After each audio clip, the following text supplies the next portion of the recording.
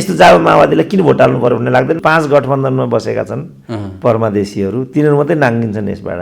यो त भ्रष्टहरूकै व्यवस्था हो। यो राजाको ठाउँमा आफू जानु रहेछ, रानीको ठाउँमा आफ्नो स्वाइनलाई लानु रहेछ, राजकुमार धीरेन्द्रको ठाउँमा आफ्नो छोरो लानु रहेछ। यो रहेछ नि त कुरा। थुक्नु थाले जनताहरू, ऱ्याट्टे त गफ रहेछ भने गजडी गफ रहेछ यो भनेर। शेरबहादुरले प्रचण्डकै विरुद्धमा 50 लाखको मूल्यको टाउको तोकेको थियो। अब अहिले त्यही शेरबहादुरसँग गएर घाँटी जोडेपछि अनि यो व्यवस्था मूर्ति चोरहरूकै त हो नि। मूर्ति चोरहरू, मेडिकल माफियाहरू, शैक्षिक माफियाहरूकै त सरकार हो नि यो। चुनाव जित्न, पद पाउन तपाईँले गलत काम गर्नुपर्छ कि नेतालाई मुख छोडेर गाली गर्नुपर्छ। रामकुमारी विरोध कतिवटाको जस्तो, केपी ओली त बारी मुतुवा भन्दै हिँड्नु पर्यो, मेटमणि चौधरी जस्तो। यी जाबाको के कुराहरू हुन्छ त्यहाँ त जनयुद्धका लडाकाहरू अरबमा छन् अहिले बाबु। ती त बिचारा कति ज्यान बचाउन गए, कति भागेर गए, कतिमाथि के आरोप थियो, कतिलाई जानु नै थियो होला। यहाँ त जो लडाकु थिए तिनीहरू अहिले अरबमा भाँडा माझ्छन्। अहिले यी कति घाइतेहरू रुँदै हिँड्छन्। कोही पनि एउटा वर्चस्वले, हैसियतले जसरी हामी बोल्छौँ त्यसरी कोही पनि बोल्न सक्दैन। किनभने अर्काको नुन खाएकोले एउटा स्वार्थको लागि, एउटा पदको लागि कोही पनि प्रस्तुत हुन्छ भने त्यसको त बोलीमा दम नै हुँदैन नि। सिंहदरबारमा, यो सिंहदरबारभित्र चाहिँ गाडी हुनेले मात्रै छिर्न पाइन्छ कि क्या हो भनेर। म जस्तो मान्छे सिंहदरबार छिर्न सक्दिनँ। म गाडी हुनलाई त्यहाँ ठुलो विभेद छ। गाडी हुने त म कतिचोटि, म हिजो पनि गाडीमा गएँ, कसैले हेर्दै हेरेन। अस्ति एउटा गाडी चोरको जस्तो हेर्दै थियो, सिधो कुरा। अब पहिलो जाउँ त के हुन्छ? अनि गणतन्त्रको के अर्थ भयो त? यहाँबाट चाहिँ निखनेर सहरमा पठाइदिउँ अनि अमन चैन यहाँ कायम हुन्छ कि भन्ने हिसाबले उनीहरूलाई चाहिँ सहर पठाइदिए। सहरमा हाल्दा उनीहरू जग्गाको प्लटिङतर्फ लागे। यो सारा काठमाडौँको जग्गाको भाँड भैलो त्यही माओवादी पैसाले भन्ने छ अहिले। त्यसपछि चाँडै माओवादी नाङ्ग्यो। प्रचण्डले खबरदार, धेरै जनतालाई दुःख दियो, धेरै लुट्यो, मुलुकको अस्मितामाथि तिमीले खेलवाड गर्यो। अब यो कुरा भयो भने मलाई सही हुँदैन। यति मात्रै प्रचण्डले भनिदिएको भए अहिले हाम्रो गणतन्त्रको यात्रा 20 वर्षको हुन्थ्यो। सुरुमा प्रचण्ड आफै बदनामबाट, प्रचण्ड आफ्नै बदनामीबाट सुरु गरे। किन उनले जनयुद्ध लडे, किन उनले गणतन्त्र ल्याए, किन सबै कुरा गरे भन्दा उनमा त्यो एउटा कुण्ठा थियो, आक्रोश थियो, पदमा नभएको, सम्पन्नता नभएको, गाडी चढ्न नपाएको कुण्ठा थियो उनमा। त्यसलाई चाहिँ परिपूर्ति गर्नको लागि उनले जनयुद्धको घोडा चढेको आन्तरिक रूपमा। अब बाह्य रूपमा त अब जसले यो जनयुद्ध हजारौँ नेपालीका छोराछोरीहरू मारेर, अब त्यो त अब त्यो भन्ने कुरै भएन। तर किन यो भयो भन्ने मात्रै एउटा सिङ्गापुरले कुटे खान्छन्। पत्र देख्नु भएन अस्ति युट्युबरको अगाडिको 2टा दाँत झार्दिए होइन, अगाडि कस्तो विदीर्ण चित्र देखियो त समाजमा, राष्ट्रमा, राजधानीमा। नेपाली जनता एउटा सिटामोल पाइरहेको छैन। अनि त्यही जनताको सर्वहाराको नेता भनाउँदो चाहिँ 81,000 दिनको सुइटमा दिल्लीमा बस्छ भने यो मितव्यताको कुरा हो र। प्रेमले ल्याउँदा एकदम ठिक कुरा गर्यो। नेताहरूको बेइमानीले गर्दाखेरि यो सब भएको छ भनेर मलाई लाग्छ। अब उनलाई पनि जागिर थाम्न गाह्रो हुन्छ, किन नेतै माथि आइपुग्यो नि त। त्यो माओवादीले जुन जनयुद्धको बबन्डर गरेको थियो त्यो आज ऊ जहाँ छ त्यहाँ आउनको लागि भन्ने कुरा नेपाली जनताले समयमै बुझे, किनारा लगाइदिए त्यति कुरा। किनभने चुनाव जित्नुपर्छ, भ्रष्ट नभइकन चुनाव जित्न सकिँदैन। यो गर्यो यो गठबन्धन तत्त्वले भनेदेखि ऊ मर्यो अनि एमाले त्यहाँ रजाइ गरौँला भनेर यसो बेला दाँत देखाउँछ, त्यति हो कुरा। किन उनले गणतन्त्र ल्याए, किन सबै कुरा गरे भन्दा उनमा त्यो एउटा कुण्ठा थियो, आक्रोश थियो, पदमा नभएको, सम्पन्नता नभएको, गाडी चढ्न नपाएको कुण्ठा थियो उनमा।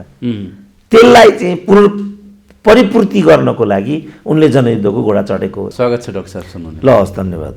अब यो स्थानीय निकायको चुनाव घोषणा गर्न अलिकति कठिनाइ देखिएको छ, किन यस्तो भयो? यो चाहिँ त्यो यिनीहरूले जुन सत्ताधारी त्यो ग्याङ छ उसले चाहिँ त्यो नियुक्ति सम्बन्धी जो अवसर त्यो जम्मै हत्याइसकेपछि मात्रै त्यो गर्छ। किनभने त्यो गर्ने बित्तिकै निर्वाचन आचार संहिता लाग्छ। अब अहिले यिनीहरू मोलतोल गर्दैछन्, कसलाई राजदूत बनाउने, कसलाई के बनाउने भनेर। त्यो मोलतोलले गर्दा ढिलो भएको, त्यो मूल्य निर्धारण हुने बित्तिकै मिति घोषणा भइहाल्छ। त्यसमा चाहिँ यही नियुक्तिको स्वार्थ मात्रै छ कि अरू राजनीतिक स्वार्थ अथवा अलि पछि धकेल्न पाए पार्टी संरचनाहरू अलि राम्रो बनाउन सकिन्थ्यो भन्ने खालका स्वार्थहरू पनि छन्। होइन त्यो फेज आउट हो, किनभने उनीहरूले त्यो गर्नको लागि नै 6 महिनाको कथित एउटा संवैधानिक र कानुनी अडचनको कुरा अगाडि लिएर आएका थिए। अब हामीले त त्यसमा अलिकति मिल्दैन भन्ने कुरा गरेकै थियौँ। सँगसँगै यिनको खटनपटनमा हिँड्ने बौद्धिक नागरिक समाज के भन्ने थियो नि त, तिनीहरू पनि चाहिँ उनीहरूको लाइनमा उभिन सक्दैनौँ हजुर भनेर बिन्ती चढाएपछि यिनीहरूलाई एकदम गाह्रो भयो। त्यसपछि यिनीहरू अब बाध्य भएर कतिले अदालत जाने कुरा नि गरे। अब त्यसपछि उनीहरू बाध्य भएर चाहिँ निर्वाचन आयोग नाङ्गो ढङ्गले आयो, राष्ट्रपतिले पनि हस्तक्षेप गरेको भन्ने कुरा आयो। यिनीहरूले निर्वाचन आयोग केपी ओलीको दलाल भयो, राष्ट्रपति विद्या भण्डारी यस्ती भइन् भन्न पनि खोजे, तर उनीहरू असफल भइसकेपछि अन्ततः भन्नुभयो उनीहरू चाहिँ निर्वाचन गराउने मुडतिर सोच्दैछन्। तर अहिले पनि त्यसको प्रो एन्ड कन्स कहाँ के होला, के छिद्र रहला कि भात खान नपाइएला कि के होला कि भन्ने कुरामा सुनिश्चितताको लागि उनीहरू चाहिँ यो गृह कार्य गर्दैछन्। आलटाल गर्ने, यसलाई चाहिँ घोषणा गरि नहाल्नेतिर हो कि भन्ने त्रास फेरि अरू मान्छेहरूलाई छ, अरू एमालेहरूलाई प्रतिपक्ष। त्यसमा उनीहरू आत्तिनु पर्दैन। त्यस्तो भयो भने यिनीहरू नै नाङ्गिन्छन्। त्यसमा कोही अरू आत्तिनु पर्दैन। जो 5 गठबन्धनमा बसेका छन् परमादेशीहरू, तिनीहरू मात्रै नाङ्गिन्छन् यसबाट। चुनाव घोषणा भएन भने परमादेशीको हालत बस, अरूलाई यसले केही असर गर्दैन। उनीहरू मात्रै नाङ्गिँदै, किनभने यिनीहरूले सम्पूर्ण अपराधको स्रोत प्रतिगामी समेत पनि केपी ओली हो भन्ने एउटा हङ्गामा खडा गरेर आजको राजनीति ल्याएका हुन्। हाम्रो भनाइ के थियो भने प्रतिगामी चाहिँ कोही छ वास्तवमा भने त्यसको नेता शेरबहादुर नै हो। अब यो उनीहरूको जुन हरकत छ त्यसले त्यो कुरालाई पुष्टि बाहेक अरू केही पनि हुँदैन। चुनाव घोषणा गरेनन् भने यही सिद्धिने होला। होइन, त्यो के भन्ने, अब जति चुनाव घोषणामा चाहिँ आलटाल गर्छन् त्यति नै गठबन्धनलाई घाटा छ। प्रचण्डहरूलाई तत्काल चुनावमा जान प्रचण्ड माधव नेपालहरूलाई कठिनाइ देखिएको छ काङ्ग्रेसभन्दा पनि। काङ्ग्रेसमा ठुलो दबाब पनि छ, तर अरू काङ्ग्रेस बाहेकका दलहरूलाई चाहिँ किन यस्तो सकस त? होइन, उनीहरूले भनेकै छ उतालाई यता ल्याउने, राष्ट्रिय निर्वाचनलाई यता ल्याउने, स्थानीय निर्वाचनलाई उता लैजाने र एउटा मिटिङ पोइन्टको नाममा आलटाल गर्ने प्रचण्डले त भनेकै छ नि। एकैचोटि निर्वाचन गर्ने यो मितव्यय पनि हुन्छ के भनेकै छ। त्यो त राम्रो त। फेरि देशको लागि एकैचोटि खर्च ठुलो हुने भएन। 12-15 अरब पैसा एउटा निर्वाचनमा झम पर्छ, देशको लागि राम्रो होइन त्यो? अब त्यो त के को लागि त्यस्तो गरिँदैछ भन्ने हो नि त। त्यसरी हेर्ने हो भने त 601 सभासद किन चाहिए त? तिनीहरूले भत्ता खानुभए के गरे त नेपालको राजनीतिमा? मुख्य कुरा के नियतबाट आयो भन्ने हुन्छ। तपाईँले भन्ने भए जस्तै मुलुकलाई गाह्रो छ, अप्ठ्यारो छ, यस्तो छ भन्ने हो भने तपाईँले भन्नुभएको कुराभन्दा असल त केही पनि सुनिँदैन। तर त्यस्तो हुन्थ्यो भने त किन 5वटा गाडी चढ्थे, किन 7 मन्त्रालय फोडेर 14 पुर्याउँथे? एउटा मन्त्री बराबर प्रदेशमा 1 अरबको खर्च आउँदो रहेछ। 7बाट 18 पुऱ्याएछ। अनि 18 अनि त्यसो भने खोइ त, अनि झ्यालै झ्यालका खोइ त। त्यस कारणले यो चाहिँ नियति भन्दा पनि नियतको कुरा हो। मितव्ययिताको यता ढ्वाङ पिट्ने, तर प्रदेशहरूमा सङ्घमा सत्तामा हुँदा चाहिँ अरूमा चाहिँ मितव्ययिता नदेखाउने। होइन, ठगी हो भने जनतालाई कहिलेसम्म ढाँट्नुहुन्छ? यिनीहरूले त्यसो गरे पनि यिनीहरूले स्वास्थ्यकै नाममा कति खर्च गरे त? झलनाथै क्रान्तिको कुरा गर्छन्, यहीचोटि 51 लाख सकेर आए। त्यहाँ 81,000को स्विटमा बस्दै हो नि दिनको। त्यहाँ नेपाली जनता एउटा सिटामोल पाइरहेको छैन। अनि त्यही जनताको सर्वहाराको नेता भनाउँदो चाहिँ 81,000 दिनको स्विटमा दिल्लीमा बस्छ भने यो मितव्ययताको कुरा हो र? यो त नाङ्गै छ नि त, बाहना मात्रै। होइन, अब बाहना मात्रै भए पनि एउटा कुरा हुन्थ्यो, यो त ठगी हो नि। अरूमा लुट मचाउने, निर्वाचनलाई चाहिँ पर धकेल्न। एउटा कुरा भन्ने अर्को कुरा गर्नेलाई ठगी भनिन्छ नि त।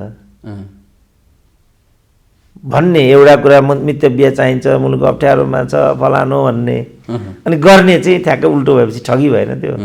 एमाले फेरि उत्साहित छ, ओली उत्साहित छन् छिटो चुनाव गर भनेर। होइन, उसले त छिटो चुनाव गर्ने किन भन्थ्यो? संविधानमा त्यो व्यवस्था छ, स्थानीय निकायको तहको निर्वाचित प्रतिनिधिहरूको कार्यावधि सकिनुभन्दा 2 महिना अगाडि निर्वाचन गरिनेछ भनेर घोषित छ नीति। त्यसलाई उसले भनिदिएको मात्रै हो। ठुलो भन्यो भने तैँले नि त संविधानको दुहाई दिन्छ, संविधानमा नभएको व्यवस्थामा हाउस विखण्डन गरिस् भन्छन्, फेरि लुत्रुको परिहाल्छन्। एमालेको के बोली छ बिचरा गरिबको। तर मुख्य कुरा संवैधानिक व्यवस्था यो छ। यो भएको हुनाले उसले झिनो स्वरमा त्यो संवैधानिक कुरा गरिदिएको मात्रै हो। संवैधानिक कुरा गर्ने फेरि एमालेको तपाईँले भने जस्तै विगतमा संविधानमै नभएको काम गर्यो। त्यस कारणले उनीहरू त्यो भन्न सक्दैनन्। उनीहरू खालि एउटा रोदन रुन्चे हाँसो किच्चा हाँस्छन् नि कहिलेकाहीँ। चित्त हाँस्न मन लागेको हुँदैन कि रामदेव जस्तो हा गर्नु पर्यो, त्यो हाको पनि केही अर्थ छैन। मनले हाँस्नु पर्यो नि त, हाँस्नलाई त खुलेर बोल्न सक्ने एमालेको स्थिति छैन, बोल्न सक्ने। त्यस कारण त्यो खालको हरकत विगतमा गर्यो। त्यो भएको हुनाले कोही पनि एउटा वर्चस्वले हैसियतले जसरी हामी बोल्छौँ त्यसरी कोही पनि बोल्न सक्दैन। किनभने अर्काको नुन खाएकोले एउटा स्वार्थको लागि एउटा पदको लागि कोही पनि प्रस्तुत हुन्छ भने त्यसको त बोलीमा दम नै हुँदैन नि। यो एमाले बिमाले भन्ने कुरै होइन। कुरा के हो भने संविधानमा चाहिँ 2 महिना अगाडि नै निर्वाचन गर्नुपर्ने सम्बन्धी धारा 225मा 6 महिनाभित्र गर्नुपर्नेछ भन्ने छ। त्यो धारा 225लाई व्यवस्था गर्न बनेको ऐनमा चाहिँ 2 महिना अगाडि नै स्थानीय तहको निर्वाचन गरिनेछ भनेर किटान उल्लेख छ। मितिको हकमा चाहिँ यो संविधान यो ऐन प्रारम्भ भएको वर्ष भनेपछि यो निर्वाचन सम्बन्धी ऐन 2073 हो। निर्वाचन सम्बन्धी 2073 जारी भएको वर्षको हकमा निर्वाचनको मिति चाहिँ सरकारले तोके बमोजिम हुनेछ। तर यसमा निर्वाचन आयोगको पनि परामर्श लिन सकिने छ भनेपछि उसले 2 महिना अगाडि नै निर्वाचन गर्नको लागि ऊ बाध्य छ। तोक्ने मिति तोक्ने चाहिँ ऊ नै हो, त्यसमा दुई मत छैन। परामर्श उसँग लिनुपर्ने छ। उसले अर्को परामर्श कानुन बमोजिम दिनै सक्दैन। त यो संवैधानिक व्यवस्था हो र कानुन व्यवस्था पनि। यसलाई दाहिने देब्रे गर्ने किन्तु परन्तु गर्ने स्थिति कसैलाई पनि छैन। त यो गर्यो यो गठबन्धन तत्त्वले भनेदेखि ऊ मर्यो अनि एमाले त्यहाँ रजाइ गरौँला भनेर यसो बेला बेला दाँत देखाउँछ, त्यति हो कुरा। 64मा एउटा हावाको झोक्का, 64मा त जनयुद्ध थियो। जनयुद्धका बेला हामी थियौँ नि त माओवादीको पछाडि, नागरिक समाज थियो। आम जनताले माओवादी चाहिँ लडेर भिडेर आएको त्याग बलिदान भन्ने थियो। अनि सम्पूर्ण अहिले चलेका एजेन्डाहरू माओवादीकै थिए। संविधान सभाको एजेन्डा उसैको थियो, गणतन्त्रको एजेन्डा उसैको थियो। त जसले एजेन्डा जसले बच्चा जन्मायो त्यो आमा बाबुले त त्यो बच्चालाई शिक्षा दीक्षा राम्रोसँग गर्दैनन् भनेर त कसले पनि अनुमान गर्दैन। कुनै कुनै पापिनी आमाले त्यो बच्चालाई लगेर बाँसको झाङमा छोडिदियो भने अब त्यो अकल्पनीय कुरा हुन्छ। तर त्यस्ता घटना पनि हुन्छन् कहिलेकाहीँ। त्यस्तै भयो, ठ्याक्कै त्यस्तै गरिदियो, लगेर उसले छोडिदियो। किनभने एजेन्डा त उठायो तर त्यो अनुसारको उसले आचरण गर्न सकेन। छोरी बुहारी स्वास्नीमा गयो। अब छोरी बुहारी स्वास्नी भने त गणतान्त्रिक विशेषता होइन। गणतन्त्रमा त योग्यता क्रम हुन्छ, त्यसमा त पारदर्शिता हुन्छ। त्यो सब त केही भएन नि त। भनेपछि यो माओवादीले जुन जनयुद्धको बबन्डर गरेको थियो त्यो आज ऊ जहाँ छ त्यहाँ आउनको लागि भन्ने कुरा नेपाली जनताले समयमै बुझे, किनारा लगाइदिए, त्यति कुरा। 64मा यस बहुमत ल्याएको पार्टी अर्को चुनावमा चोइट भएर आयो।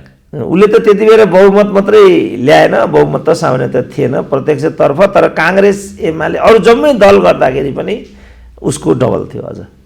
अब काङ्ग्रेसको 37 थियो क्या अरे, माओवादीको 35 थियो। 37 र 35 72 भयो। अब मधेसका 52 थियो होला। त्यसो गर्दाखेरि पनि 120 त नाग्दैन थियो। मधेसको जम्मा 28 हो कि जस्तो लाग्छ, जम्मा 28 जस्तो लाग्छ प्रत्यक्षतर्फ, बढीमा 52। माओवादीलाई किन जनताले त्यसरी एकैचोटि किनारा लगाइदियो त? होइन, किनभने उसले देखे नि त माओवादीले जे भन्थ्यो त्यो होइन रहेछ भन्ने कुरा देखे होइन। उसले अनेक किसिमको तस्करीको कुरा आयो, स्मग्लिङको कुरा आयो, भ्रष्टाचारका कुराहरू आए होइन, चन्दा फिरौतीका कुराहरू आए। हिजो पो जनयुद्ध थियो, जनमुक्ति सेना थियो, डर त्रास इत्यादि वाइसिएलले आएर घिचुङमा हानिहाल्थ्यो। गाउँमा एक हल गोरु पाल्नेलाई सामान्त भन्थे, सारा कुरा यो थियो नि त हिजो। त त्यसबाट उनीहरूले ठिक छ यसलाई चाहिँ यहाँबाट चाहिँ निखनेर सहरमा पठाइदिउँ अनि अमन चैन यहाँ कायम हुन्छ कि भन्ने हिसाबले उनीहरूलाई चाहिँ सहर पठाइदियो। सहरमा हाल्दा उनीहरू जग्गाको प्लटिङतर्फ लागे। यो सारा काठमाडौँको जग्गाको भाँडभैलो त्यही माओवादी पैसाले भन्ने छ अहिले। त्यसपछि चाँडै माओवादी नाङ्ग्यो। सम्पूर्ण देवेन्द्रराज पाण्डे, कृष्ण पहाडी, सुन्दरमणि दीक्षित, सुरेन्द्र केसी, के जाति जम्मै माओवादीकालाई न त खुटी सिध्याउनुपर्छ भन्थे नि त यिनीहरू त। त्यो धामी आएको तपाईँ रिपोर्ट पढ्नु भएको भए कुटी सिध्याउनु, यिनीहरू आतङ्ककारी हुन्, कुटी सिध्याउनुपर्छ भनेर लेखाएको छ त्यहाँ। जहाँ देख्यो त्यही हान्ने, त्यस्तो किसिम मतलब दुर्सान गर्नुपर्छ। राज्यको नीति जहाँ भेट्यो त्यही हान्ने भन्ने थियो। अब त्यस्तो खालको देखिन्थ्यो। अब हामी के भन्थ्यौँ, होइन है जस्तो यिनै शेरबहादुरले प्रचण्डकै विरुद्धमा 50 लाखको मूल्यको टाउको तोकेको थियो, टाउकाको मूल्य तोकेको थियो। अब अहिले त्यही शेरबहादुरसँग गएर घाँटी जोडेपछि अनि यस्तो जाब माओवादीलाई किन भोट हाल्नु पऱ्यो भन्ने लाग्दैन माओवादीलाई?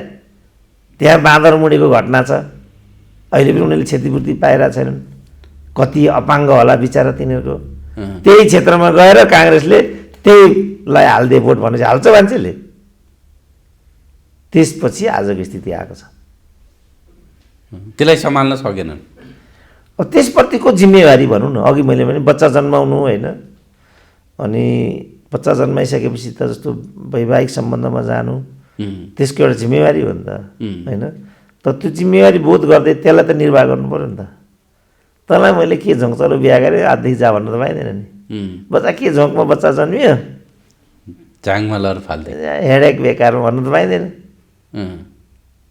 त्यसलाई त कति गाह्रो छ, बच्चाले फोहोर गर्छ। मेरो घरको छिमेकमा एउटा बच्चा हुर्किरहेको छ क्या आजभोलि। त्यो बच्चाको काम नै रुने, रातभरि दिनभरि 24 घन्टा रुने। त्यसको आमाले कहिल्यै पनि झर्को फर्को गरेको मैले सुनिनँ।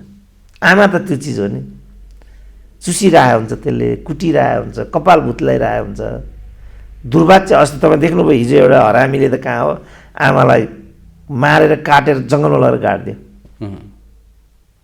जापानमा एउटा भन्थे मान्छेहरू, जापानमा बुढाबुढी भएपछि पाहाडमा लगेर फालिदिने चलन छ अरे कता हो। अनि एउटा छोराले चाहिँ आमालाई त्यसरी लग्यो पाहाडको टाकुरामा। अनि आमाले छुट्टिने बेलामा बाबु त राम्रोसँग जाए भनेर भन्ने अरे। ऊ आमालाई लडाउँदैछ त्यहाँबाट। आमा के भन्छ, बाबु बाटो अप्ठ्यारो छ त राम्रोसँग जाएर। कस्तो निर्दयी सन्तान होला त त्यो। आमा बाबुले त आफ्नो दायित्व कहिले पनि भुल्दैनन् नि। आफूले जन्माएको हो भने यिनीहरूले यहाँ राज्यको पुनर्संरचना भन्छन्, सङ्घीयता भन्छन्, पहिचान भन्छन्, मधेस भन्छन्, भन्दैनन्। उनीहरूले ल्याएका मुद्दा हामीले त यो सुनेकै थिएन नि। मलाई चाँडो नेपालमा गणतन्त्र आउँछ भन्ने लागेकै थिएन। माओवादीका केटाहरू यो हाम्रो यो लेखनाथ नेउपाने इत्यादि गणतन्त्र भन्थे त्यहाँ रिपोर्टर्स क्लबमा। मलाई डर लाग्थ्यो, के भन्दैछ केटो भने जस्तो लाग्थ्यो। त हामीले सोचेकै थिएन, एमालेसम्म सोचेको थिएन यो कुरा। काङ्ग्रेसको त विधान नै यो कुरा थिएन। हाम्रो यो माधव जस्तो एक्कासी आयो होइन, उनीहरूसँग चाहिँ थियो त्यो मिसन भिजन थियो, उनीहरूसँग थियो। किनभने कम्युनिस्ट पार्टी त गणतान्त्रिक पार्टी हो नि, तर हामीसँग थिएन त्यो। ल्याए झन् देश अस्तव्यस्त बनायो होइन। अब हो त्यसपछि के भयो त भन्ने कुरा भयो। त्यसपछि त के गरे उनीहरूलाई त के रहेछ भने राजाको ठाउँमा आफू जानु रहेछ, रानीको ठाउँमा आफ्नो स्वाइनलाई लानु रहेछ, राजकुमार धीरेन्द्रको ठाउँमा आफ्नो छोरो लानु रहेछ। यो रहेछ नि त कुरा। थुक्नु थाले जनताहरू, ऱ्याट त्यो त गफ रहेछ भने गजडी गफ रहेछ यो भनेर। हिजो मैले एउटा ठुलो नेता, अहिलेकै गठबन्धनको ठुलो नेतासँग मेरो भेटघाट थियो। उनले के भन्थे भने यति निराशा छ जनतामा, यति फ्रस्ट्रेसन छ, यदि अहिले वीरेन्द्र हुन्थे भने नेपालमा स्वतः राजतन्त्रको पुनर्स्थापना हुन्थ्यो भन्थे उनले। आफै ल्याएको छ, आफै त्यो गठबन्धनको नेतृत्व आफै नेतृत्वमा छ भन्छन्। त्यस्तो मैले त्यसो भन्न सक्दिनँ। गठबन्धनले केही गर्छ कि भन्ने आशा होला तपाईँ? होइन, त्यस्ता जावा गठबन्धनको कुरा छोड्नु न। गणतान्त्रिक व्यवस्था त जनताको सर्वोत्तम लोकतान्त्रिक व्यवस्था हो नि। म जस्तो पढे लेखेको मान्छे गणतान्त्रिक व्यवस्था भएन भन्न सकिन्छ? गणतान्त्रिक व्यवस्थामा एउटा जनताकी छोरी छोरो राष्ट्रपति हुने व्यवस्था, जनताका छोराले अवसर पाउने व्यवस्था हुँदैन भन्न सकिन्छ। तर यिनका स्वास्नीका लागि, यिनका बुहारीका लागि वीरता भयो नि त यो त। अनि यो कस्तो गणतन्त्र भयो त भन्ने कुरा आयो। अब गाउँ गाउँमा सिंहदरबार भन्थे। ल हेर्नु त एउटा राष्ट्रिय परिचय पत्र लिएर देखाउनुहोस् त अहिले कस्तो छ। एउटा नागरिकताको सिफारिस लिनुहोस् त कति तिर्नुपर्छ। एउटा ट्रान्सक्रिप्ट गाउँको एउटा क्यारेक्टर सर्टिफिकेट लिन जानुहोस् त कति स्कुलले पैसा लिन्छ। त्यो थिएन नि त हिजो। 1 रुपियाँ लाग्दैन थियो नागरिक लिँदाखेरि। म यहीँ जिउँदै मैले कति 33 सालमा लिएँ क्यारे नागरिकता। खालि बाल सङ्गठनलाई त्यो सिफारिस एउटा शाखा अधिकृतले सिफारिस गर्नु पर्थ्यो। एउटा कमल सुवेदी भन्ने झन्झट उस्तै होइन, झन्झट त्यो त नत्र चोरी नागरिकता बिक्री के को झन्झट बिक्री भइहाल्छ। अनि त्यो झन्झट लगाउने चाहिँ यो हाम्रो आचरण पनि गलत छ। अनि हामी जम्मै यही समाजका मान्छे जो विकृत छौँ, भ्रष्ट छौँ। त्यसपछि जनतालाई चाहिँ सानो जहाँ पनि झन्झट दिन्छन्, दुःख दिन्छन् भने जस्तो लागेको, पारदर्शी भएन नि त। तपाईँ ठिकै भन्नुभयो। के भने लोकतन्त्रमा त्यो सब हुनु हुँदैन। लोकतन्त्रमा चाहिँ फाइल अटोमेटिक मुभ हुनुपर्छ। तपाईँको हुँदैन भने यो कारणले हुँदैन भन्नुपर्छ। तपाईँ दुःख दिने होइन। तपाईँ यहाँ भन्नु हिजो एउटा त्यहाँ भने त त्यहाँ सिंहदरबारमा, यो सिंहदरबारभित्र चाहिँ गाडी हुनेले मात्रै छिर्न पाइन्छ कि क्या हो भनेर। म जस्तो मान्छे सिंहदरबार छिर्न सक्दिनँ। म गाडी हुनलाई त्यहाँ ठुलो विभेद त। गाडी हुने त म कतिचोटि म हिजो पनि गाडीमा गएँ, कसैले हेर्दै हेरेन। अस्ति एउटा गाडी चोरको जस्तो हेर्दै थियो। सिधो कुरा। अब पहिलो जाउँ त के हुन्छ। अनि गणतन्त्रको के अर्थ भयो त। गणतन्त्रमा त जनताको सर्वोच्च स्थान हुनु पऱ्यो। आज म सोसियल मिडियामा एउटा देखेको थिएँ, तपाईँ ठुलो मान्छे त्यति बेला प्रतीत हुनुहुन्छ अरे जब छेउको मान्छेले त्यहाँ आफूलाई सानो महसुस गर्दैन अरे। मान्छे त ठुलो सानो हुँदैन नि त। मान्छे छुत अछुत हुँदैन नि। तर यो समाजले त त्यो गरिदियो। त्यो गरिदिने बित्तिकै त उसलाई कस्तो लाग्छ ल भन्नु त। कति ठुलो ठानिरहेको छु म आफूलाई, तर उसले मलाई कति सानो ठान्छ होला। गणतन्त्र भन्ने चाहिँ त्यस्तो। गणतन्त्रमा सबैले फिल गर्नु पऱ्यो।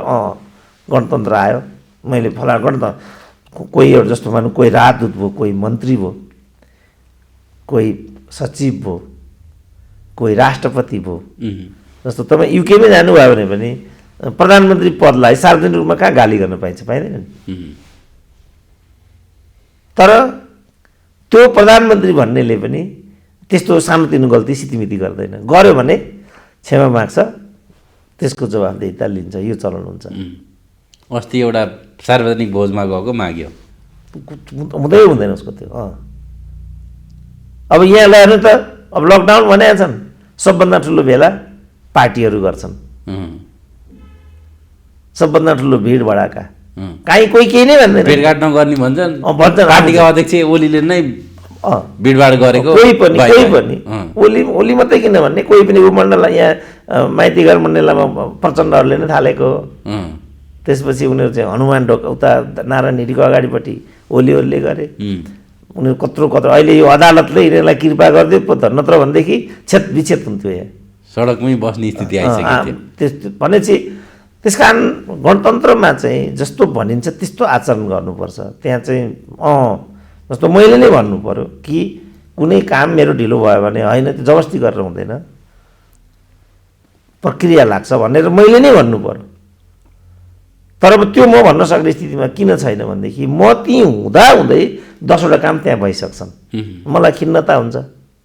म एकचोटि एपोलो हस्पिटल पुगेको थिएँ नयाँ दिल्लीमा। अनि कति गरेर चाहिँ एपोइन्टमेन्ट लिएर चाहिँ डाक्टरको नजिक लाइनमा पुगे आफ्नो पालो आउला अब छिरौँला भनेको त 5जना सन्त आयो भनिदियो। पहेँलो लुगा लगा दारी पालेका सन्त ठम ठम ठम ठम 5जना आए। अब तपाईँ एकछिन सन्तजीहरू आउनुभयो, उहाँहरूलाई गरिदिनु पर्ने भयो। केही एपोइन्टमेन्ट केही छैन। अनि अब एउटालाई 15 मिनट लाग्यो भने 15-75 त यहीँ गइगयो। अब मेरो पालो कहिले आउँछ त? थुक्क भन्नु परेको परेन मैले। त्यो हो समस्या चाहिँ। अब सन्तलाई पनि थुक्ने भएँ मैले, धर्मलाई मैले गाली गर्ने भएँ। अब यो पहेँलो लुगा लाएर चाहिँ धन्दा गर्नेहरू हुन् भन्ने लाग्यो मलाई। ए पोलो भन्थे, यो त खालि उयो हाम्रो झल्ना त्यहाँ जाँदा 80,000 दिनको स्विटको पैसा लुटे जस्तो, यो त लुट्ने रहेछ भने मैले सबै चक्का उल्टाएँ नि त। अब यहाँ त यस्तो भन्थे, उस्तो भन्थे, यहाँ भन्थे, यो त होइन रहेछ, यो त ठग्ने ठाउँ पर्छ भन्ने मलाई गणतन्त्र यसरी बदनाम हुन्छ। माओवादीमाथि भएको त्यही हो, उसले ल्याउनु ठ्याक। नत्र प्रचण्डले खबरदार धेरै जनतालाई दुःख दियो, धेरै लुट्यो, मुलुकको अस्मितामाथि तिमीले खेलवाड गर्यो। अब यो कुरा भयो भने मलाई सही हुँदैन। यति मात्रै प्रचण्डले भनिदिएको भए अहिले हाम्रो गणतन्त्रको यात्रा 20 वर्षको हुन्थ्यो, जनताहरू खुसी हुन्थे। जे त हुन्थ्यो, तर कमसेकम जस्तो कुनै एउटा घरमा चाहिँ सम्पन्नता छैन, समृद्धि छैन। सुरुमा प्रचण्ड आफै बदनामबाट, प्रचण्ड आफ्नै बदनामीबाट सुरु गरे होइन। यो सब गरे कि उनले यसको लागि रहेछ भन्ने देखिन्छ क्या। किन उनले जनयुद्ध लडे, किन उनले गणतन्त्र ल्याए, किन सबै कुरा गरे भन्दा उनमा त्यो एउटा कुण्ठा थियो, आक्रोश थियो, पदमा नभएको, सम्पन्नता नभएको, गाडी चढ्न नपाएको कुण्ठा थियो उनमा। त्यसलाई चाहिँ परिपूर्ति गर्नको लागि उनले जनयुद्धको घोडा चढेको। आन्तरिक रूपमा, अब बाह्य रूपमा त अब जसले यो जनयुद्ध हजारौँ नेपालीका छोराछोरीहरू मारेर, अब त्यो भन्ने कुरै भएन। तर किन यो भयो भन्ने मात्रै एउटा सिङ्गापुर लाखौँले शास्ति खेपेर पढ्न नपाएर आज ती युवाहरू अर्को खाडीमा पुगे। ती जाबाको के कुराहरू हुन्छ, त्यहाँ त जनयुद्धका लडाकाहरू अरबमा छन् अहिले बाबु। ती त बिचरा कति ज्यान बचाउन गए, कति भागेर गए, कतिमाथि के आरोप थियो, कतिलाई जानु नै थियो होला, त्यो अर्कै कुरा भयो। बेरोजगारी समस्या भयो, यहाँ राति सुत्न पाएनन्। यहाँ त जो लडाकु थिए तिनीहरू अहिले अरबमा भाँडा माझ्छन्। अहिले यी कति घाइतेहरू रुँदै हिँड्छन् जो लडेर आएका छन्। त्यस कारण मैले भने तिमीहरूले यो प्रश्न उठाउने प्रोपर व्यक्ति तिमीहरूको तर्फबाट त हामीले बहस गरिदिएको मात्रै हो, तर यो प्रश्न उठाउने आधिकारिक व्यक्ति त तिमीहरू हो नि। किन हामीलाई लडायो, आज किन यो भयो? अब उनीहरू कस्तो उपचार गर्छन् त? अब वर्षमानले कस्तो उपचार गरे त? उनीहरू ऐया भन्न पाएका छैनन्, सिङ्गापुर पुगिहाल्छन्। सबैका छोराछोरी अमेरिका छन्, प्लेन चार्टर गरेर आए। होइन त्यो त नक्कली रहेछ बाबु, नक्कली कुरा नगर्नु न। त्यो त उनले भनिसके हिमालयन प्लेनको नियमित उडानबाटै आएका भन्ने कुरा भनिसके। मलाई पनि छक्क पर्थेँ, मैले एक ठाउँमा बोलेँ, मिडिया पनि नेपालका खतरा छन् क्या। मलाई पनि हो कि भन्ने लाग्यो, किनभने यिनीहरूको त विश्वसनीयता छैन, यिनीहरू त बेइमान ठग भन्ने कुरा त पुष्टि भइसकेको छ। मैले एक ठाउँमा बजाइदिइहालेँ, पछि त उनले एक ठाउँमा भनेको भनेर मैले सुने। हिमालयन एयरको चाहिँ त्यहाँ नियमित उडान थियो, त्यो उडानको कार्गो फ्लाइटबाट म बसेर आएको भनिरहेछ। अब दैव जानोस् के कुरा सत्य हो, तर हामीले थाहा नभएको कुरा भनिदिनु त भएन। मुख्य कुरा के भने यिनीहरूको नियत गलत छ। यिनीहरू चाहिँ आफै ऐश्वर्यमा रमाउँछन्। अब त्यो दुःख, त्यो सङ्घर्ष गरेर आएको माओवादी अहिले आएर जनतालाई एउटा सेवा सुविधा दिने ठाउँमा पुग्दा मूर्ति चोरलाई पनि मन्त्री बनायो भन्ने खालको कुरा जुन आएको छ नि, यो चाहिँ अनि यो व्यवस्था मूर्ति चोरहरूकै त हो नि। मूर्ति चोरहरू, मेडिकल माफियाहरू, शैक्षिक माफियाहरू के त सरकार हो नि। यो मूर्ति चोरहरू सत्तामा आयो भने कत्रो कुरा भएर सामान्य होइन र? मूर्ति चोरको आरोप नलागेको को छ र यहाँ? हिजो यिनीहरू राजपरिवारलाई मूर्ति चोरको आरोप लगाउँथे, आज यिनीहरूमाथि त्यही आरोप आइलागेको छ। कसलाई लागेको छैन त्यस्तो आरोप भन्नु? कसलाई लागेको छैन? मूर्ति चोरै मन्त्री बनाउने होइन। अब के सामान्यतया मूर्ति चोरहरूकै व्यवस्था हो यो। भ्रष्टाचारमा लागेका, बहुविवाहमा फँसेका, विकृत र भ्रष्टहरूकै, माफिया स्मगलरहरूकै कसलाई लागेको छैन त्यो आरोप? प्रेमाले लागेको छैन, अनि कसलाई लागेको छैन त्यस्तो आरोप भन्नु त ल? अब यो केस के हो? जस्तो अब कसैलाई डन भनेका छन् होइन, तपाईँसँगै होइन त हाम्रो महेश बस्नेतसँग यो डनको कुरा गर्दा कुरै नगर्नुहोस् भनेको तपाईँलाई नै कि कसलाई हो? तपाईँसँग यस्तो लाग्छ मलाई। तपाईँलाई डन भन्छन् भन्दा झम्टिरहेको थिए उनले। अब हाम्रो गणेश लामालाई पनि डन नै भन्ने आरोप छ, जितेर आएका छन्। दीपक मनाङे त्यहाँबाट मन्त्री छन्। एउटा अर्को मूर्ति चोरको तपाईँहरू किन बेकारमा के मन्त्री हुँदिनुहोस् न बिचरालाई? यो त मूर्ति चोरहरूकै व्यवस्था हो यो। यो त भ्रष्टहरूकै व्यवस्था हो यो। किनभने चुनाव जित्नुपर्छ, भ्रष्ट नभइकन चुनाव जित्न सकिँदैन। अनि सामान्य मान्छेसँग सदाचारी मान्छेसँग त्यो हुँदैन। कि मूर्ति चोर्नु पर्यो, कि राजस्वमा डकैती डाल्नु पर्यो, कि जग्गाको दलाली गर्नु पर्यो, यस्तैहरूको त व्यवस्था हो यो। अरूको हो र यो अरूले टाउकाउनु पाउँछन् र यहाँ? म भिसी हुन सक्छु र यहाँ? हुन्छु तपाईँको विचारमा? कि नाता हुनु पर्यो, कि मूर्ति चोर हुनु पर्यो, कि व्यभिचारी हुनु पर्यो, कि पैसाको पोका बुझाउनु पर्यो? मैले एकचोटि डाक्टर प्रकाश सायामी कहाँ जचाउन गएको थिएँ। त्यति बेला यो गोविन्द केसीवाला प्रकरण चलिरहेको थियो। उहाँ चाहिँ डिन हुनुहुन्थ्यो त्यहाँ। यो के को विवाद हो डाक्टर साहब भनेर मैले भने। उहाँले फ्ल्याटली के भन्नु भने, तपाईँ जुन चेयरमा बस्नुहुन्छ त्यो चेयरमा एउटा मान्छे 2टा पैसाको बोरा बोकेर आएको थियो, त्यो मैले बुझिनँ, त्यति कुराको यो प्रतिक्रिया हो भन्नुभएको थियो उहाँले।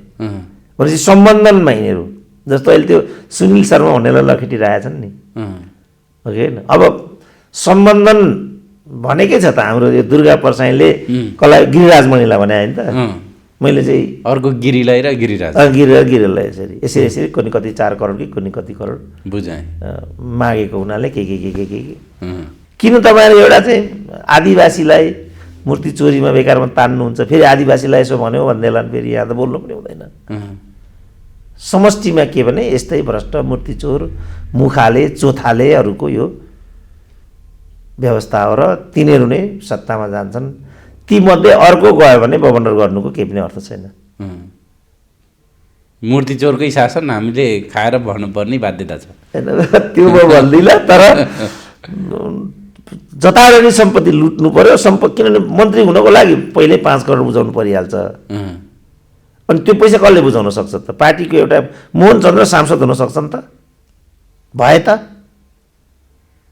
के अपराध मोहन चन्द्रको? हाम्रो लागि जो 16 वर्ष जेल बस्यो किन भएन नि त? किनभने उनी मूर्ति चोरीमा जेल गएका थिएनन्। उनी हतियार उठाएर आवाज उठाएर जेल गएका थिए। त यो ज्यानमारा हो फलानु भनेर लखेट्छन्। अब मूर्ति चोरलाई ढोक्छन् होला नि त यिनीहरू। मोहन चन्द्र चाहिँ ज्यानमारा, मूर्ति चोर चाहिँ राजबन्दी होला नि त, खान्छन् खुँदो यिनीहरूले। अब तस्करी, मूर्ति चोरी यस्तो नगरी पद पाइएन, तलबाट जनताबाट पनि अनुमोदन भइएन। होइन त्यसो नगर्नु बाबु, फेरि मलाई बाटैमा ढाल्लान्। मेरो भनाइ चाहिँ के भने, त्यसो देखियो त समाजले त्यस्तो देखायो। मेरो भनाइ के छ भनेदेखि चुनाव जित्न पद पाउन तपाईँले गलत काम गर्नुपर्छ।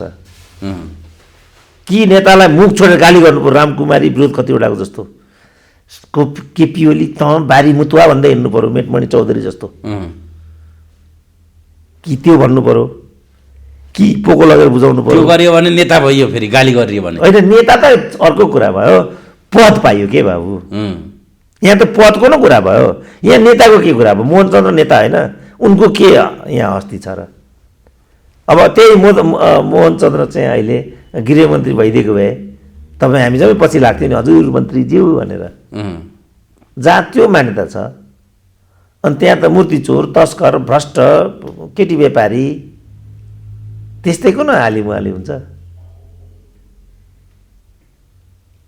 त्यसपछि सडकमा चाहिँ कुटे खान्छन्। पत्र देख्नु भएन अस्ति युट्युबरको अगाडिको 2टा दाँत झार्दै होइन अगाडि? कस्तो विदीर्ण चित्र देखियो त समाजमा, राष्ट्रमा, राजधानीमा। तपाईँ पनि घुमाएर मलाई पनि त्यही अगाडिपट्टिको अहिलेसम्म दाँत छ, यो झर्वाउने प्रबन्ध गर्दै हुनु जस्तो देखिन्छ। त्यो त नगर्नु न। सारमा मात्रै भनौँ कि यो फटा बेइमान बिचौलियाहरूले पद हत्याउने परिपाटीमा अहिले हामी छौँ। तपाईँ यदि बोल्नुहुन्छ, तपाईँले त्यस्ता धम्की कहिले आएन? होइन, अब म आधिकारिक बोल्छु नि त, म अनाधिकृत बोल्दिनँ नि। कहिले काहीँ चोकमा कतै फोनमा केही धम्की सम्की? मलाई त छैन अहिलेसम्म, किनभने मैले चाहिँ गलत नियतबाट केही कुरा भनेको पनि छैन। म त्यो भन्दा पनि भन्दिनँ त्यसरी। त यो प्रवृत्ति ठिक छैन। जस्तो नेता स्वास्नीलाई राष्ट्रपति बनाउने भनेपछि त अहिलेको हाम्रो राष्ट्रपति पनि नेताकै स्वास्नी छिन् होइन? अब राजेन्द्र लिङ्गदेन राम्रो गरे पनि म भनिदिन्छु, किनभने एउटा तानाशाहलाई त्यहाँबाट झारे होइन? चित्रबहादुर केसी गुड्डी हाँक्थे, है त्यो त सङ्घीयता विरोध गर्ने, आफै सङ्घीय सरकारको उप प्रधानमन्त्री हुने ठगियो भनिदिन्छु होइन। अब डन गुन्डा दिपक मनागा गएर कहिले काहीँ ब्रेकफास्ट खाइदिन्छु। त्यस कारणले मलाई त्यो कुनै पूर्वाग्रह छैन, यो परिस्थितिले निर्माण गरेको र नेताहरूको बेइमानी। हिजो प्रेम आलेले एउटा एकदम ठिक कुरा गर्यो, नेताहरूको बेइमानीले गर्दाखेरि यो सब भएको छ भनेर। मलाई लाग्छ अब उनलाई पनि जागिर थाम्न गाह्रो हुन्छ, किन नेतै माथि आइपुग्यो नि त, नेतालाई आक्रमण गरे, त्यस्तो देखियो। आक्रमण गर्ने चाहना होइन उनको, तर त्यो देखियो। बाध्यता आम नेपाली जनताले भनेको फेरि त्यही हो। यस, किनभने तिमीहरू चोर हो भनेको छ, त्यहाँ गएर चाहिँ हाम्रो राजेन्द्र लिङ्गदेनले चाहिँ हामीलाई चोर भन्छन् भनेकोमा प्रचण्डले प्रतिवाद गर्न खोज्यो, झनै ती गुटेका हो चोरै हो तिमीहरू भन्दै। कसले भन्दा नेपाली काङ्ग्रेसको कार्यकर्ताले, भिडले। जबकि 2047 सालमा गिरिजाले यही कुरा भन्दाखेरि लोकतन्त्रमा कसैको पनि हार हुँदैन, यो जित पञ्चको पनि हो। मात्र के भने थिए, काठमाडौँका तलबाट लोकतान्त्रिक जनताले बर्साइहाले ढुङ्गा, रेस्क्यु गरेर मुस्किलले गिरिजा कोइरालालाई बचाइएको थियो। त्यही ठाउँमा अब अहिले आएर त्यही काठमाडौँको जनता के भन्छ, नेता चोर हो। त्यो भन्नेले त कुटे खाएन भने मैले नेता चोर भनेको छ र? तपाईँले भन्नुभयो कि तस्कर यस्तो उस्तो, मैले भने यो तिनीहरूकै व्यवस्था अब के गर्नु, मैले त्यति भनेको छ। मैले त त्यो मान्छे तस्कर हो पनि भनेको छैन। भन्न त उनीहरूले ऊ राजालाई पनि मूर्ति चोर भन्थे, यिनीहरू भन्थे नि त राजालाई मूर्ति चोर जुन देशमा भनिन्छ। अनि जब एउटा नेतालाई मूर्ति चोर भन्नुमा कुटे खाने कुरा के छ बाबु? छैन, खान्न कुटाइ। म मेरो विश्वास छ मैले कुटे खाने फेज आएको छैन। तर कुटलान कुनै दिन भन्ने लाग्दैन होइन। अब यिनीहरूको भनौँ न, अब युट्युबरलाई कम्पाउन्डमा चाहिँ घेरेर हेलमेटले गोद्दाखेरि काठमाडौँ जनता नदेखे जस्तो गर्छ भने, म त एउटा निरीह टिचर हुँ, सम्भावना त छ। तर म अनुरोध गर्छु भाइ, त्यसो नगर, मैले तिमीहरूकै लागि हो यो। युट्युबरले नि मलाई कतिले किनारा लाउन खोज्थे, अब अहिले युट्युबरको लागि बोल्ने म मात्रै देखेँ। म युट्युबरको विरुद्धमा छैन, न म युट्युबरको दलाल छु, मेरो कुरा यो हो। म नेताको विरुद्धमा पनि छैन, तर म उनीहरूको दलाल होइन। त्यस कारण गुण र दोषको आधारमा राम्रो कुरा यो देश र जनताको पक्षमा हुन्छ भनेदेखि यो राम्रो हो भनिदिन्छु, राम्रो होइन भने म चाहिँ यो मिल्दैन भनिदिन्छु। अब मलाई चाहिँ हिजो चाहिँ यो बागमती करिडोर सफाइ गर्ने के भन्ने चलिरहेको सन्दर्भमा पुरै यो एज ए होल करिडोरमा चाहिँ फुल त विभिन्न किसिमका उद्यानदेखि अनेक संरचनाहरू बनेका रहेछन्। अनि अहिले जुन रामकुमारीको कगजको यो पशुपति सुदृढीकरणको उच्च स्तरीय आएको, त्यसलाई हटाउने घर टहरा इत्यादि भन्ने जुन धम्कीपूर्ण चिठी चपेटा गरिरहेको सन्दर्भमा के रहेछ यसो बुझिहालौँ भनेर यसो एउटा गाडी लिएर अवलोकन गर्न गएँ। जाँदाखेरि त त्यहाँ त 3 तले संरचना बनेका रहेछन्। सुकुम्बासीहरूको ठुलो बस्ती त्यहीँ नै रहेछ, आकर्षक उद्यानहरू त्यहाँभित्र रहेछन्, योग व्यायाम इत्यादिको पूर्वाधार पनि त्यहीँ रहेछ। यिनीहरूले चाहिँ के गरेछन् भने ती मध्येका जुन जुन धर्म सम्प्रदायसँग जोडिएका संरचनाहरूमा आफूलाई विद्वेष थियो, ती चाहिँ यहाँबाट 4 दिनभित्रमा हटा भनेर सूचना टाँस गरेर आएछन्। अब जुन धर्म सम्प्रदायसँग सम्बन्धित यी संरचनाहरू हुन्, तिनै धर्म सम्प्रदायमा काम गर्ने हौँ भन्नेहरू हिजो मलाई नै दुत्कारेर हिँड्थे। म त गुण दोषको आधारमा हो। अब अहिले म हिजो एउटा समय पर्यो होला, कुनै एउटा चाहिँ अल्पसङ्ख्यक धार्मिक समुदाय अथवा यस्तै केहीको कुरा गरेँ होला, त्यो कुरा गर्दा मलाई त्यो देखेँ होला। अब म बहुसङ्ख्यक धर्म समुदायको कुरा गर्दैछु, अब उनीहरूले मलाई फेरि कहाँ देख्छन् होला। त्यस कारण कसले कहाँ देख्छलाई मैले कहिले पनि आफ्नो अभिव्यक्तिको विषयवस्तु बनाइनँ। मैले चाहिँ त्यसमा नेपाली जनता छ कि छैन, त्यसमा तथ्य छ कि छैन, त्यो गुण आधारित हो कि होइन, मैले यसलाई मात्रै चाहिँ आफ्नो अभिव्यक्तिको आधार बनाउने गरेको छु। त्यस कारण पनि होला सायद मैले अत्यधिक माया स्नेह पनि पाएको छु, देशमा मात्रै होइन विदेशसम्म नै। जहाँ जहाँ म नेपालीहरू छन् त्यहाँ पुग्दा जति मैले माया स्नेह पाएँ त्यति मैले आफ्नो घरमा पनि पाइनँ। अब मैले 1-2 चोटि कुटै नै खाएँ भने पनि, यति माया पाएको मान्छेले कुटै नै खायो भने पनि, अब नेतालाई पनि जुत्ता पनि हुन्छ माला पनि हुन्छ भन्छन् नि। प्रचण्डलाई नै थप्पड दिएको होइन त्यही भिरकुटी मण्डपमा। हिजो एउटा नियुक्तिमा क्यानका कार्यकारी निर्देशकले ज्यान पुरिनी गरेर मालालाई लाउँछन् उनीहरू होइन, किनभने अब उनीहरूको त्यस कारणले अब मैले चाहिँ यो हिसाबले सामाजिक मुद्दाहरू उठान गरिरहेको छु। अब विश्वभरि का नेपालीहरूले यसलाई उचित ध्यान पनि दिएको छ। अब कति एनआरएन इत्यादिमा पनि राजनीतिकरण छ, ती फोरमहरूले पनि अहिले मलाई बोलाउन थालेका छन्। अब म आशा गर्छु यहाँका ब्रोडसिट पत्रिका, यहाँका मूल प्रवाहका टिभीहरूले पनि कहीँ मेरो विचारलाई स्थान दिन्छन् कि, म त्यो आशा पनि गरेर बसिरहेको छु। अब तपाईँ कुटे खानुहुन्न भनेर यहाँ खतरा देखाउनुहुन्छ, म त्यो आशा लाएर बसिरहेको छु। तपाईँ कहिले कुटे खानुहुन्छ भन्नुहुन्छ, होइन ठिकै छ, खान्न होला, म अर्कै आशा लिएर हिँडिरहेको छु, सुरक्षितै अगाडि जान्छु होला जस्तो लागिरहेको छ मलाई चाहिँ। हस्, महत्त्वपूर्ण समयको लागि धेरै ल हस्, धन्यवाद।